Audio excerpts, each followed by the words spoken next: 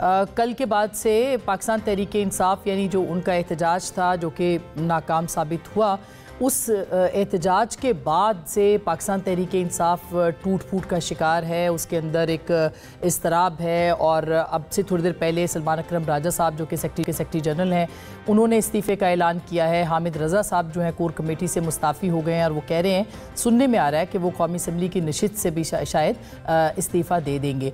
इसी तरह से मुख्तलिफ जो इत्तलात हैं वो चेयरमैन बैरिस्टर गौहर साहब की तरफ से भी है, जिसकी तरदीद थोड़ी देर पहले अली ज़फ़र साहब के साथ मंसूब चूँकि ये बयान चल रहा था कि उनको हटा दिया गया है, उन्होंने तरदीद की है। ताहम ये कहा जा रहा है कि पाकिस्तान तहरीक इंसाफ के अंदर एक तोड़ फोड़ है, टूट फूट है, एहतजाज है। कल की सियासी कमेटी के अंदर शदीद इख्तलाफात सामने आए और ये सारे इख्तलाफात इस मार्च की टाइमिंग के हवाले से, इसकी नाकामी के हवाले से और इसकी ज़िम्मेदारी के हवाले से जो है वो सामने आए। इस पर कल की जो मीटिंग थी, उस जो रिपोर्ट हुआ है और अंसार अब्बासी साहब ने कहा है, उस पर बुशरा बीबी के जो किरदार है उसके ऊपर भी बहुत बहस की है। सवाल उठाया गया है कि इमरान खान के सिंजानी पर जो धरने थे उसकी अहकामात की खिलाफ वर्जी किसने की, किसने एहतजाजी रैली को जो है वो डी चौक जाने पर मजबूर किया, किसके फैसले से पार्टी के कारकुन जो हैं वो जाम बहक हुए हैं। और ये एक ऐसी बात है जिसके ऊपर पाकिस्तान तहरीक इंसाफ के अंदर इस वक्त बाकायदा जिसे कहना चाहिए वो इस्तराब भी है और एहतजाज भी है, क्योंकि ये एक फ़ाइनल कॉल थी जो कि इमरान खान साहब ने दी थी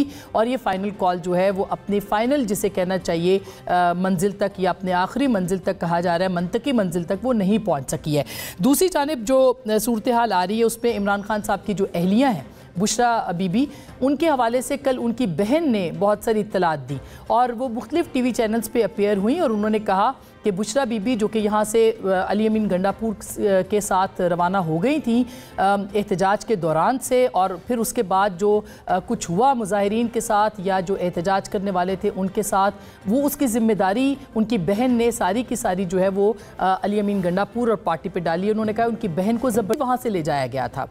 हालांकि उनकी जो बात की फुटेज भी आई जो कि एक हमारे बहुत सीनियर सहाफ़ी भी हैं मोतबर अदील सरफराज ने ब्रेक की, उसमें वो खुद देखी जा सकती हैं कि वो गाड़ी में बैठ रही हैं और वो वहाँ से रवाना हो रही हैं। उनकी बहन ने उनको ज़बरदस्ती ले जाने के बारे में क्या बयान दिए वो ज़रा सुनिएगा। दूसरी जानिब सलमान अहमद जो कि मारूफ गुलकार भी हैं, इमरान खान साहब के पुराने साथी भी हैं, वो मुस्तकिल ट्विटर के ऊपर या एक्स के ऊपर ट्वीट्स कर रहे हैं और वो सारे के सारे बुशरा बीबी के ख़िलाफ़ ट्वीट्स कर रहे हैं। वो कह रहे हैं कि मुबैना तौर पर वो पार्टी को नुकसान देने के लिए लॉन्च की गई और उसके जवाब में उनकी जो बहन है इमरान खान साहब की रुबीना साहिबा, उन्होंने भी एक तवील जवाब लिखा है जिसका मतलब यही निकलता है कि बुशरा बीबी जो हैं वो ज़िम्मेदार हैं। अब इस पूरी सिचुएशन के अंदर जाहिर है कि पार्टी को कौन लीड करेगा और पार्टी का नुकसान क्या वाकई बुशरा बीबी की वजह से हुआ है या इमरान खान साहब इस फैसले के पीछे थे, इसके ऊपर देखना बहुत ज़रूरी है। इसके साथ साथ जो मुतज़ाद इत्तलात हलाकतों के हवाले से सामने आई हैं और ये हलाकतें जो कि कल से पाकिस्तान तहरीक इंसाफ के जो मुख्तलिफ यूट्यूबर्स हैं, उनके सहाफ़ी हैं, वो मुस्तकिल एक प्रोपेगेंडा कर रहे हैं, ख़ुद पार्टी भी, कि बहुत सारे लोगों की हलाकतें हुई हैं। अभी तक हलाकतों की तादाद के ऊपर कोई तस्दीक किसी भी नेशनल इंटरनेशनल मीडिया को नहीं हुई। अलबत्ता अल जज़ीरा ने कहा है कि 17 सिविलियंस जो हैं वो गार्जियन ने कहा है कि वो मारे गए हैं। थोड़ी देर पहले उन्होंने फिर कहा है कि तस्दीक नहीं हुई है। इसके बारे में मुस्तकिल मुतज़ाद इत्तलात जो है वो आ रही हैं। हम खुद बतौर सहाफ़ी ये कह सकते हैं कि बहुत झूठा प्रोपेगेंडा भी किया जा रहा है। एक शख्स की हलाकत भी बहुत मैटर करती है, वो सियासी कारकुन है, वो रेंजर्स है, वो पुलिस है, कोई भी है, वो बहुत मैटर करती है और उसको हुकूमत को किसी न किसी अंजाम तक पहुंचाना चाहिए, इसकी इन्वेस्टिगेशन करनी चाहिए। पाकिस्तान तहरीक इंसाफ के मुख्तलिफ रहनुमा इस बारे में क्या इत्तलात दे रहे हैं और उनको ताहाल नहीं पता कि उनके कितने कारकुन जो हैं वो काम आए या जाँ बहक हुए या शहीद हुए, वो क्या कह रहे हैं ज़रा एक झलक देखिएगा। आज सुबह रात गए बल्कि मतीउल्लाह जान जो कि सीनियर सहाफ़ी हैं उनको भी गिरफ़्तार किया गया।